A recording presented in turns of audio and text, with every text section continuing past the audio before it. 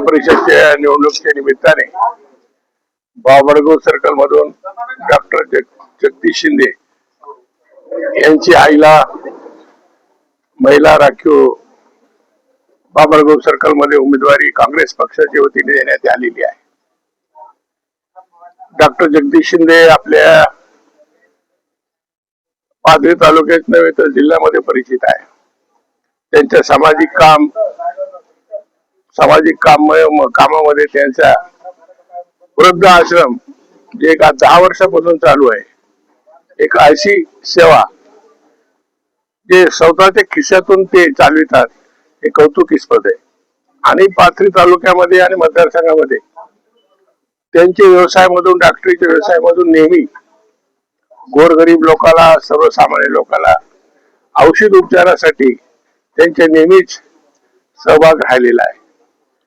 तर आम्ही काँग्रेस पक्षाच्या वतीने त्यांना उमेदवारी दिलेली। आमचे सुभाषराव कोले त्या ठिकाणी उमेदवार होते, त्यांनीच त्यांच्या नाव सुचविला आणि त्यांच्या नाव सुचविल्यानंतर आम्ही सामूहिक पक्षाच्या वतीने तालुका स्तरावर बसून निर्णय घेतला आणि त्याला उमेदवारी जाहीर केली।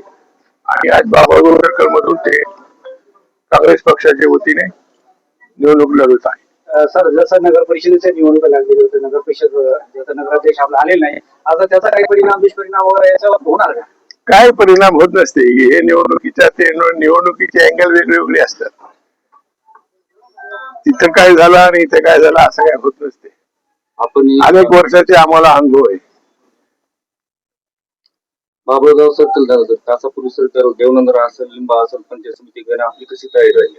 आता उद्या परवा दिवशी आम्ही उमेदवारी अर्ज सामूहिकरित्या भरणार आहोत आणि त्या दिवशी आपण पत्रकाराला प्रत्येक सर्कलने आहे जे उमेदवार पंचायत समिती आणि जिल्हा परिषद त्या दिवशी आम्ही घोषणा करू। प्रथम राष्ट्रीय काँग्रेसचे जिल्हा अध्यक्ष आदरणीय बाबाजानी साहेबांचं मी मनपूर्वक आभार व्यक्त करतो।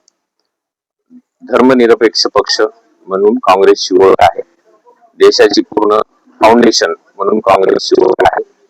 नक्कीच या पक्षात काम करायला मला खूप आवड आहे, आनंद होईल आणि सर्व 18 पगड जातीला घेऊन चालणारा, सर्व जाती धर्माला सोबत घेऊन चालणारा हा पक्ष आहे। बाबळगाव सर्कल एक 11 गाव आणि साधारणतः 7-8 वाड्या वस्त्या आहेत। तर या संपूर्ण परिसराचा आतापर्यंत सुभाषआबा कोल्हे यांच्या माध्यमातून विकास झालेला आहे। इथून पुढच्या काळामध्ये आमच्या शिंदे फॅमिलीच्या माध्यमातून विकास करण्याचा प्रयत्न करू।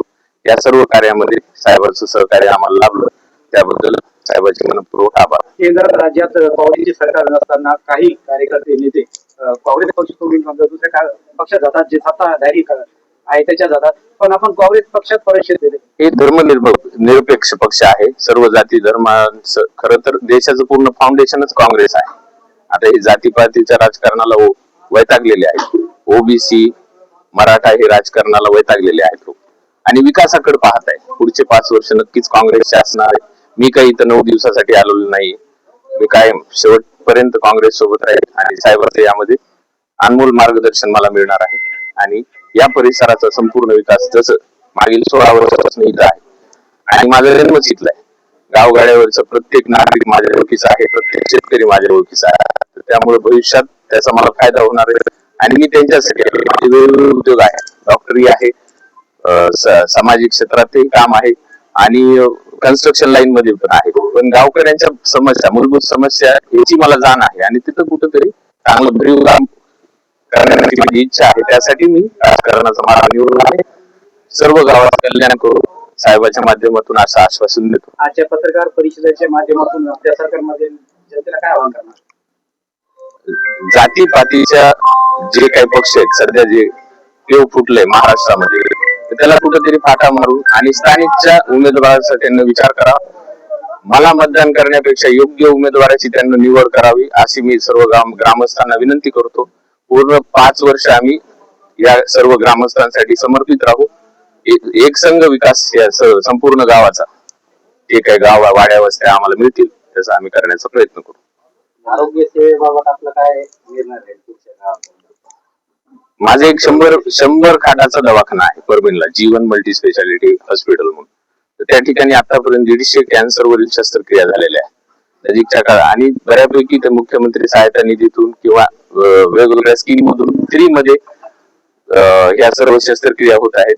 नजीकच्या काळामध्ये येत्या 2-3 महिन्यामध्ये जे काही हार्ट अटॅकचे रुग्ण असतात तर त्यांच्यासाठी कॅथलॅबचे आमचं प्रयोजन आहे.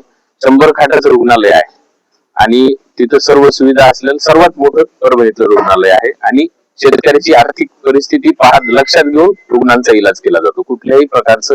आणि या सर्व माध्यमातून इकडल्या पाथरी परिसरातील ग्रामस्थांना नक्कीच फायदा होणार. आरोग्य झालं साहेब, आता या सर्कल मध्ये, तालुक्याच्या सर्कल मध्ये आपण या मूलभूत गरजा आणि गरजा व्यतिरिक्त आणि ऍडव्हान्स टेक्नॉलॉजी काय आहे आपल्याकडे, आपल्या सर्कल मध्ये काय करतो? आता जे काही प्रलंबित प्रश्न आहेत, आता देशाला स्वातंत्र्य मिळून 76-77 वर्ष होत आहे, तर जे काही बाकी आहे, काँग्रेसनं आतापर्यंत देशाचा पूर्ण विकास केलेलाच आहे, पण बरंच शेवटी लेकरू अचानक मोठं होत नसते, टप्प्याटप्प्यात त्या काही गोष्टी राहिलेल्या या पुढील 5 वर्षात आम्ही पूर्ण करू.